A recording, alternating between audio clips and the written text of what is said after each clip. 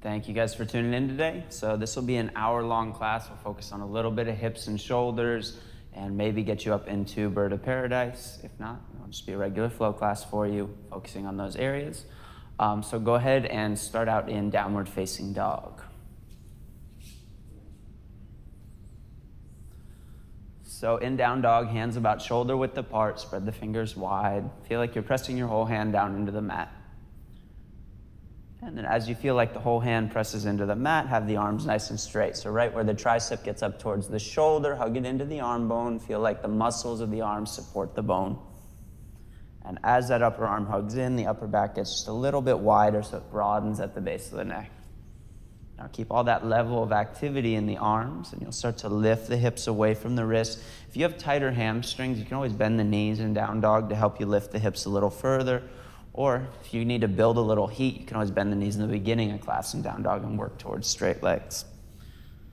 Now those of you with straight legs, really work the heels down towards the mat. So center of the heel down towards the mat. The heels turn out just a little bit to allow for the inner thighs to release back. And you're working to press the thigh bones back to help lift the hips away from the wrists. And then on your inhale, shift forward to plank. So keep those down dog arms. Firm the upper arm, spread the fingers wide, have your whole hand pressed down into the mat. And then work to direct the tailbone towards the heels and spread the backs of the thighs. So feel the inner thigh lift and work towards the outer thigh. So you feel like the backs of the legs are a little bit wider as the tailbone lengthens towards the heels. And then keep sending the chest forward. So feel as though the collarbones are just as broad as the chest, and try not to move your shoulder blades towards each other. And then pull your hips back, downward facing dog. And again, look for length in the side body.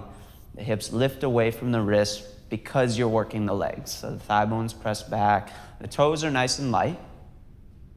And then on your inhale, shift forward to plank. Take your shoulders a few inches past your wrist. Keep your elbows over your wrists. Exhale, lower halfway. Elbows in, chest forward, backs of the thighs spread. And then push up to plank. Pull your hips back, downward facing dog.